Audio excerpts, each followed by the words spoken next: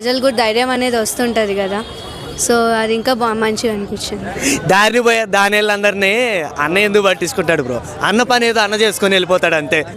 Hi, మన deputy CM Kalyan గారి పాలన ఎలా అనిపిస్తుంది? యాజ్ పర్ నేను చూసిన ప్రకారం అయితే పాజిటివ్ రివ్యూసే వస్తున్నాయి ఆయన విషయంలో, ఈవెన్ ఇన్స్టాలో ఇవన్నీ చూస్తే. మేడం, కళ్యాణ్ గారు నా ఫ్యామిలీ కన్నా నా ప్రజలే ఎక్కువ అన్నారు. సో ఈ మాటలు విన్నప్పుడు ఒక ఉమెన్గా మీకు ఎలా అనిపిస్తుంది?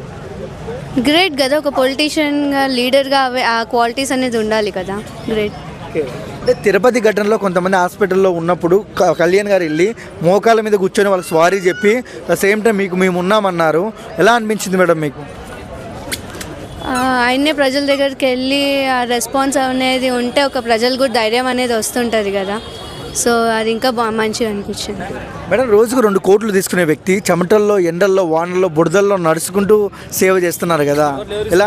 ఆబ్వియస్లీ అలా ఉంటే అయితే మంచిదే కదండి. డిప్యూటీ సీఎం కళ్యాణ్ గారి పాలన ఎలా అనిపిస్తుంది బ్రదర్? బ్రో ఇప్పుడు చెప్పలేము బ్రో, అంతే చెప్పలేము. అంటే అందరూ చెప్తారు, అన్న చేస్తాడు. అందరూ డైలాగులు ఏమన్నా మీడియాని అంతా పిలిచి డైలాగులు అందరూ చెప్పడం వరకే ఉంటుంది. చాలామంది పొలిటీషియన్ అన్న పిలవటం ఏముండదు, పని చేస్తాడు, చెప్పిన పని చేస్తాడు అంతే. ఏం చెప్తాడో అది చేస్తాడు.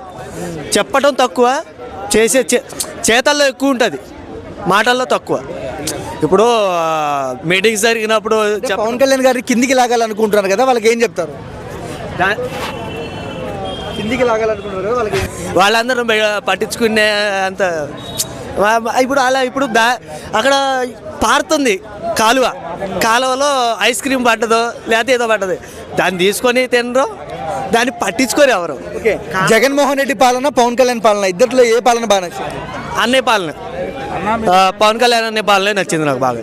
ఎందుకంటే జగన్ గారు చెప్పారు, చాలా వరకు చెప్పారు, కొన్ని చేశారు అంతే. అన్నయ్య చెప్పలేదు, చేస్తున్నాడు అంతే.